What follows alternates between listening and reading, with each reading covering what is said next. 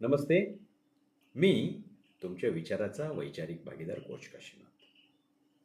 लहानपणापासून आपण आपल्या ज्येष्ठांच्याकडून, त्यातही विशेषतः आपल्या आजी आजोबांच्याकडून, घरातल्या मोठ्या माणसांच्याकडून काय ऐकतो? एक शब्द नेहमी ऐकतो, अरे घरामध्ये चांगलं बोला, शुभ बोला. कारण वास्तू सतत तथास्तु म्हणत असते, आशीर्वाद देत असते. याचा अर्थ काय आहे?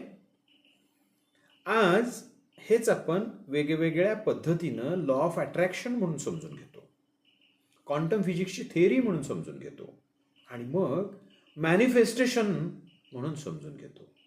या सर्व प्रक्रिया आपल्याकडं याची टेक्निकॅलिटी माहिती नसताना सुद्धा आपल्या पर्सनॅलिटी डेव्हलपमेंटसाठी किती महत्त्वाच्या आहेत हे परंपरागत संस्कारामधून आपले पूर्वज, आपल्या घरातली सिनियर मंडळी आपल्याला सांगत होती, आपल्याकडून सतत करवून घेत होती.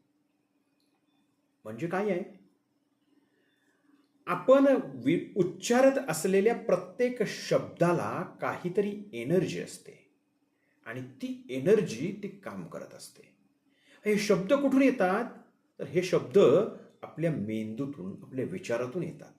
म्हणजे सतत सकारात्मक विचार करा आणि सतत सकारात्मक विचार केल्यानंतर तुमच्या शब्दामध्ये ती सकारात्मकता प्रतीत व्हायला सुरू होईल, व्यक्त व्हायला सुरू होईल. आणि ज्या वेळेला तुम्ही असे पॉवरफुल शब्द, पॉवरफुल वर्ड्स वापरायला लागता, त्यावेळेला तुम्हाला जे पाहिजे ते तुम्ही अट्रॅक्ट करायला लागता. म्हणजे तुमची व्होकॅब्युलरी, तुमचा शब्दसंग्रह हा काय आहे त्याच्यावर तुमच्या व्यक्तिमत्वाचा प्रवास अवलंबून असतो.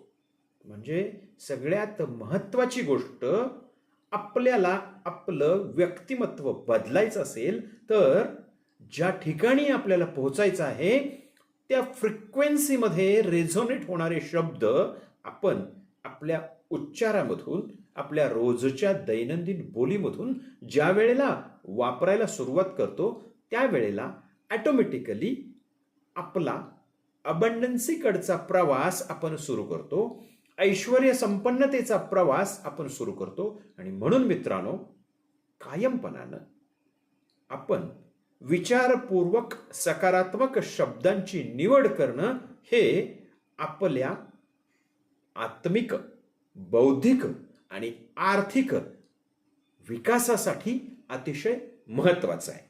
धन्यवाद. मी तुमच्या विचाराचा वैचारिक भागीदार कोच काशीनाथ.